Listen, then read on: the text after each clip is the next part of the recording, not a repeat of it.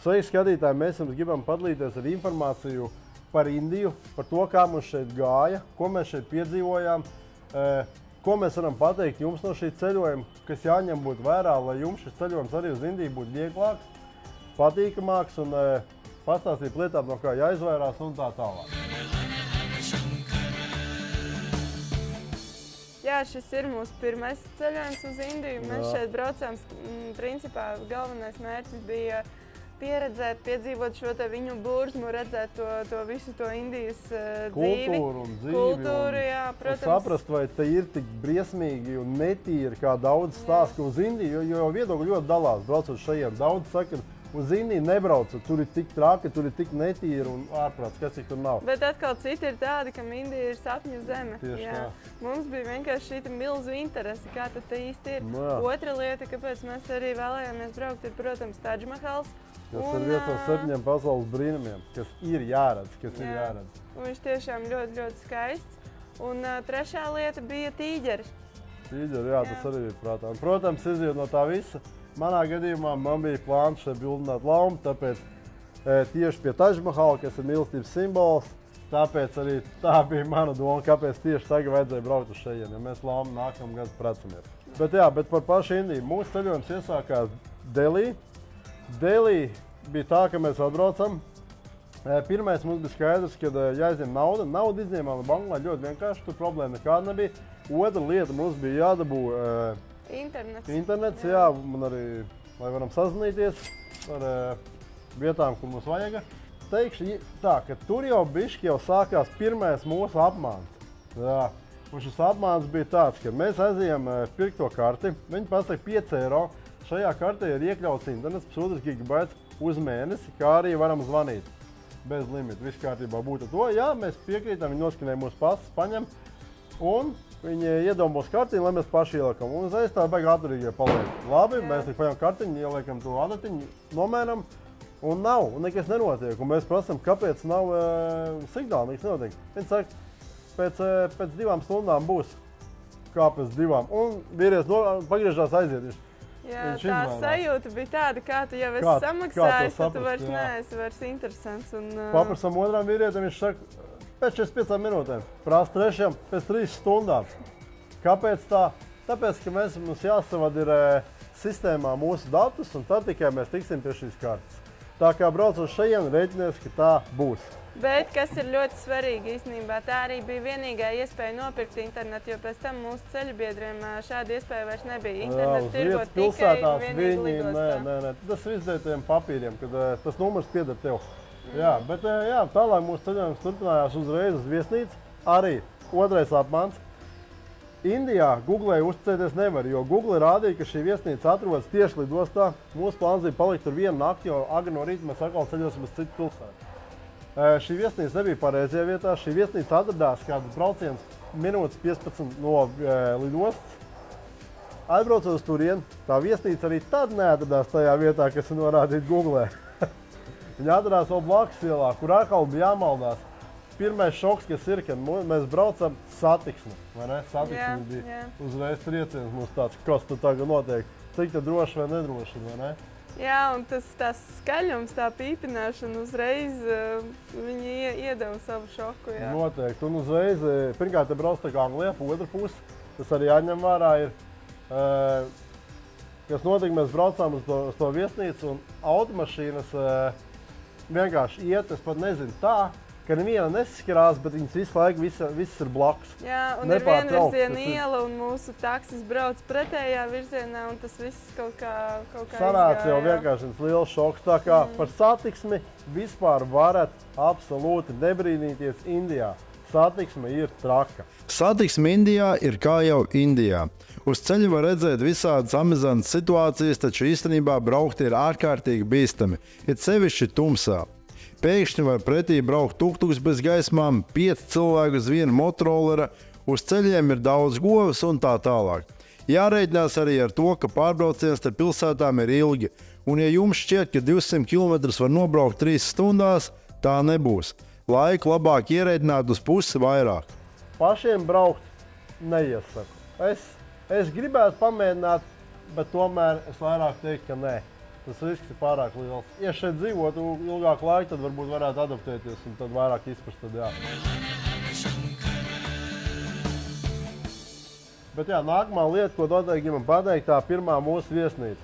Mēs, ja jūs gadienā domājat, tā kā mēs domājam pirmajā reizē, paņemt vislētāko viesnīcu, iespējamo pie lidostas, tad reiķināties ar šādām lietām. To, ka tur būs nereāli netīrs, ir sevišķi kaut kādas, nezinu, tieši tur, kur ēd brokastis, teiksim, mūsu gadījumā. Tur bija ārprātīgs skats. Tas bija šoks tiešām, jā.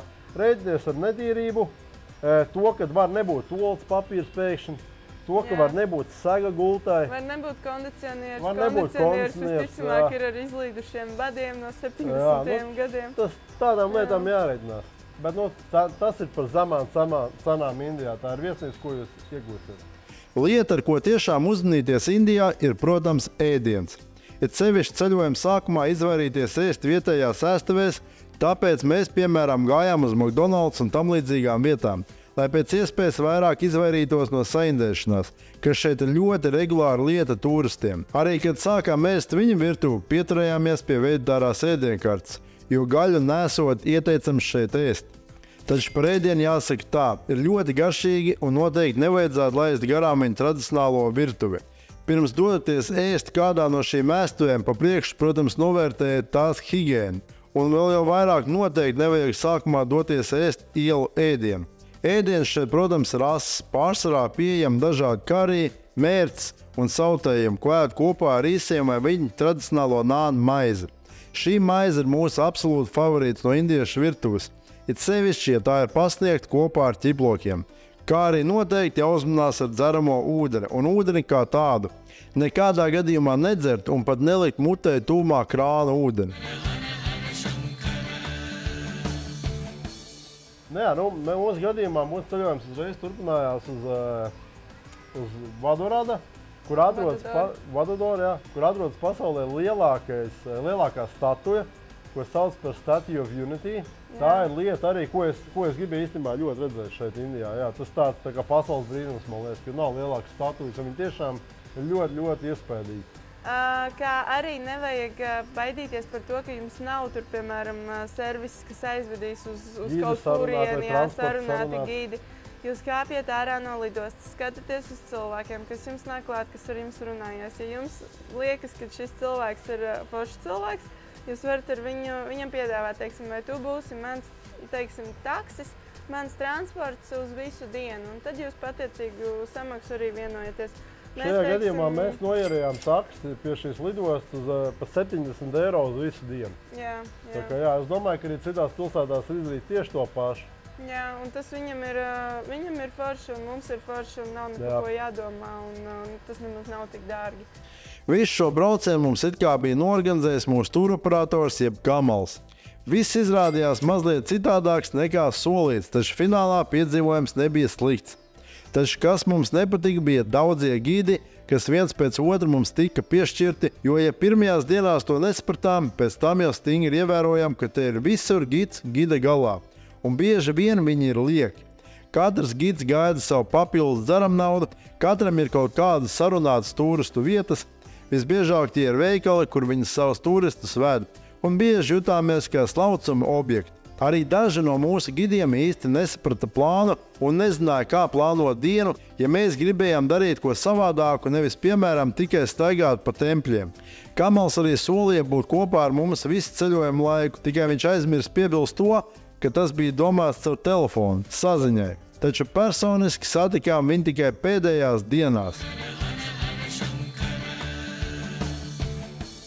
Tātad atpakaļ Delī mēs izgulējāmies, un tad jau mēs devāmies apskatīt visādus monumentus. Un mēs bijām kapenēs, mēs bijām pie tā lielā torņa, mēs bijām Lotus templī, un visi ir ļoti forši. Un ja jums patīk vēsture, jums patīk kultūra un visi tie ornamenti un rotājumi, kas tur ir, tas viss ir ļoti interesanti. Bet ir milzīgs mīnus, ļoti daudz laika tiek pavadīts Rindās transportos, jā, klausoties gidu, tu no tā visa drusku nogursti, un tas tāds mīnus. Principā, ja jums neinteresē monumenti, teiksim, veci cietokšņi, šie toms, kā latviski ir kapenes. Tad uz šīm vietām, tas principā, kas šajā pilsētā ir tāds, ko turistiem parasti rāda. Es personīgi gribēju pateikt, ka šo visu var izlaist. Var izlaist. Delī, galvenā lieta, ko noteikti vajag redzēt, ir vecais Delī, Old Delī. Tāpēc, ka tur ir vislielākais burziņš. Tur visinteresantākās lietas ir. Visšaurākās ieliņas visādiem veikaliņiem, visādām tā kā smaržām, garšām un sajūtām. Tur būs viss tas, ko jūs gribēsiet redzēt tādā no tirgus. Jā. Tur viss ir par tirgu, jā, autentisks. Viss, kas par Indiju saistās tirgus ziņā. Tas ir vecais Delī, jā. Bez tā, vai īsti vēl tur bija ko redzēt? Nu, man personīgi bija Lotus templis. Lotus templis jūs noteikti arī atradīsiet visur googlē, ka tā ir lieta, kas jāredz. Un interesanti lieta, kas bija tur, tas bija jāvelk apaunos. Un tur, kur tu atstā apaus, ir tāds pazemes pagrabs, kur tev vienkārši tur ir jēzga, burziņš, nereāli noguruši cilvēki strādā, kas šos apaus paņem ar tādu tā kā naidu, bet to viņam besis jau ir, turisti nes savas kurpes. Nu, tur ir tāda attieksme. Pašā templī, ja iesiet iekšā, būs vienkārši jābūt ļoti klusiem, tur nedrīkst runāt, jo tur viss par meditāciju un sevis atslāpšanu. Teiksim tā, jā. Sevis atrašanu. Bet tā ir par Delī. Tālāk mēs virzamies uz Tadž Mahalu, uz Agru. Šajā pilsētā tas ir principā pats galvenais. Un gandrīz vai vienīgais. Jā, tā varētu teikt. Tur nepavadiet vairāk par vienu dienu. Tā, lai jums pietiek redzēt, domāju, nākamā dienā droši var doties tālāk projām. Jā, par Tadž Mahalu runājot, noteikti brauciet no rīta. No rīta ir daudz mazāk cilvēku, lai gan viņi tāpat būs daudz, viņi būs daudz mazāk nekā vakarā. Mēs zinām, jo mēs bijām no rīta un vakarā. Tā kā es domāju, ka vakar noteikti var izlaist. Nav vajadzības nekādas. Ja jums viss sanāca sabildēties, smuki redzēt to no rīta, vakars absolūti nav vajadzības. Mums Agra arī bija pilsēta, kurā mēs uzticējāmies tukšbraucējiem un aizbraucām pie viņu uz mājām. Tas bija viens no īstenībā spilgtākajiem piedzīvojumiem, kas bija vispār ārpus jebkāda plāna un tas bija ļoti spontāni. Bet tā bija tik forša pieredze, kas man arī paliks uz visiem laikiem atmiņā ar to, cik Indijā bija jauki. Tādi, es nezinu, sirds mēs redzējām, kā ir viņa ģimenē, teiksim, kā tas notiek, ka tomēr vecākais ir galvenais. Un kas bija forši, nu, teiksim, mēs jau kā turistīgajās vietās, mēs bijām kā galvenais ienākuma avots visiem, kas tur bija. Un mēs jau bijām pieraduši, ka visi mums prasa naudu, un diezgan daudz tie naudas prasītāji bija. Jā, bet, kad mēs bijām ciemos pie tiem cilvēkiem, kas tur vienkārši dzīvo, viņi bija tik sirsnīgi, neviens neprasīja naudu. Mēs, protams, iedavām kaut ko, bet principā, jā, ja jums kaut kur kāds bāzīsies virsū un prasīs naudu, diedelēs un bakstīs jums ļoti rupjos veidos, tā kā meitenēm bakstīja, ka tev pirkstu bāž sejā, mutē vai kājastarpē. Sāk bakstīt. Tiešām tā bija bērni to dara. Tieši bērni to dara, lai viņi gatavi darīt, jebko tevi nokaitināt, lai tu viņiem iedod. Jā, bet lieta ir tāda, ka ja tu viņiem kaut ko iedos, tev būs vēl 20 klāt. Un tieši tas pats ir arī ar tiem tirgotājiem, kas jums ļoti uzbāžās. Un mēs arī šodien redzējām sievieti nopirka kaut ko, viņai uzreiz bija virsū, tā kā, es nezinu, tā kā zombiju uz gaļu. Nu, tāpat kā visās vietās, tad šādi cilvēki vienkārši jāignorē. Kaut arī viņi ir tik briesmīgi paši, ka bez kājām, bez rokām, viss, kas ir iespējams. Bet viss, kas. Arī viņus ir jāignorē. Pozitīvais no Agrā mums šis priekšstats mainījās, jo tas nav vidējais cilvēks Indijā. Tas nav. Jums nevajag domāt par visiem slikti tikai tāpēc, ka tas ir tas, ko jūs redzat. Jūs to redzat, jo jūs esat turists. Pat vienkārši tuk-tuk šofers aizved mūs pie savas ģimenes, parādīja, kā viņi dzīvojās, pastāstīja mums visu informāciju, ko mēs gribējām zināt par vietējo dzīvi un tā tālāk. Un absolūti bez bailes, tā kā noteikti nebaidieties izmantojot šādas iespējas, ja jums kāds to piedāvā. Lieta, ar ko Indijā jārēķinās, ir privātuma trūkums. Indieši nāks jums līdzi, sekos, skatīsies uz jums un vienkārši mēģinās ar jums kopā būt. Interesanti arī tas, ka vietējie ar mums visu laiku vēlējās nofotografēties. Pastiprināt uzmanību par turistiem ir pilnīgi norma. Sevišķi izjutām uzmanību esot Badodorā, kas ir tāls nostūrs un turistu tur ir retums. Ejot uz ūdenskritumu, mums jau bija izveidojusies pavadošā kompānija. Nākamais mēs devāmies uz safari, un tur bija liela braukšana, lieli attālumi, un jā, bet kas bija forši, mēs pa ceļam iebraucām vēl vienā mazākā safari, mums bija paredzēts vēl viens forts, uz ko mēs izvēlējāmies neiet, jo, kā jau iepriekš Edijs minēja, mums bija drusku jau pa daudz. Par daudz, jo visur šos fortus piedāvā un tādas lietas. Un jā, mēs aizbraucām uz putnu safari, pilnīgi spontāni, un tur bija ļoti forši, ļoti skaisti. Tur noteikti iesakam, mēs tur noteikti iesakam, jā. Pirmo reizi mēs redzējām tādu Indijas dabu, un tas bija ļoti skaisti. Tiešām palmas un purvi un tie visi koki un daba. Šī vieta noteikti atšķirās no safari, kur mēs devāmies pēc tam. Jā. Tīģeru safari. Jā, tātad par tīģeru safari. Tīģeru safari principā ļoti liela tā turisma industrija ir uztaisīta ap dažiem tīģeriem. Tā ir tā realitāte.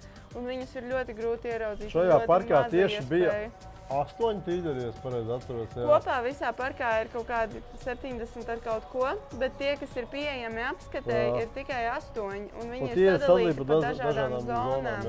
Jā, un vienam tīģerim ir, ja nemaldos, 15 kvadrātkilometri pat teritoriju. Ļoti liela iespēja, ka jūs viņus neredzēsiet. Nesacerieties, ka jūs redzēsiet tīģeri. Mēs devāmies tieši tādu pašu risku, kā jebkurš turists. Un mums paveicās, mēs redzējām. Principā visi turisti, ko mēs satikām jau tajā otrajā savā safari, teica, ka viņi nav tīģeri redzējuši. Un tāda laikam bija lielākā daļa, tā ka mums tiešām paveicās, un tas ir forši. Bet vienkārši realitāte ir tāda, ka visticamāk jau, ja jūs gribat to tīģeri redzēt, bukojiet vairāk uz to safari, lai ir drošība. Pēdējā pilsēta, kas mums bija šī Džaipūra, kurā šobrīd arī atrodamies. Šeit, iebraucot, kaut kā neskapēc, viss likās savādāk. Dēļ tiem apgaismojumiem, vai tāpēc, ka šeit ir kaut kādi brenda veikali. Bet šī pilsēta likās tāda modernāka, kaut kā vairāk, eiropiskāks nevar teikt, bet vienkārši modernāka. Ar vairākām iespējām likās tā zolīdāk. Tas viss, protams, bija sākumā tikai. Pēc tam jau lēnām sapratām to, ka ir tā līdzība diezgan tāpat kā Delī, varbūt kā agrāk, kad ir tāpat tā netīrība. Tas pašs govs uz ielām visās malās, varbūt pat vairāk nekā visās citās pilsētās. Jā. Govs, kas ēd atkritumus, un atkritumi arī šeit ir daudz. Bet tāds no turistu viedokļa, kāpēc šeit cilvēki brauc, ir tāpēc, ka šeit atkal ir ļoti iespaidīgi forti, jeb cietokšņi. Jā. Šeit var redzēt ziloņus, šeit redzēt pērtiķus, var redzēt čūsku dīdītājus. Indija jau no seniem laikiem ir slavena ar zīda ceļu, un ne jau velti. Te ir ļoti attīstīta auduma ražošana un šūšana. Te arī zīdu var nopirkt par ļoti izdevīgām cenām un aptuveni 7 eiro metrā. Arī šuvēji te ir līmenī. Nakts laikā uzšuvus jums uzvalk, kleitu vai jebko citu, un cenas ir diezgan zemas. Šajā pilsētā noteikti uzturēties vairāk nekā, teiksim, 1 dienu, 2 dienas, vai arī 3 dienas pavadīt. Noteikti atradīsiet vēl kaut ko darīt. Pēc zelta apļa nākamā būtiskākā vieta būtu Varanasi un Goā pilsētas. Goā ir pludmales un kurorta pilsēta okeāna krastā, uz kurien arī tālāk dosies mūsu ceļbiedri, un to, kā viņiem tur ies, varēsiet skatīties Ceļot bez robežām raidījumā. Kā arī Varanasi, kas ir svētākā pilsēta Ziemeļa Indijā, kas ir kā guru galvaspilsēta.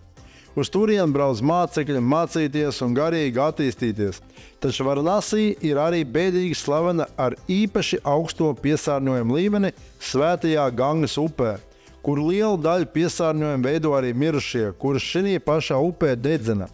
Principā visi trakākie skati, ko varat atrast internetā par Indijas netīrību, nāk no Varanasi pilsētas. Taču kaut kas īpašs tur noteikti arī ir, ja jau cilvēks turien tik ļoti dodas. Mūsu pašiem Indija kādam laikam noteikti pietiks un negribēsies te atgriezties, lai gan valsts ir ļoti liela un mēs esam apskatījuši tikai galvenās apskates vietas un pilsētas. Te varētu ceļot mēnešiem un neredzēt visu, taču mūsuprāt, tas arī nav vajadzīgs.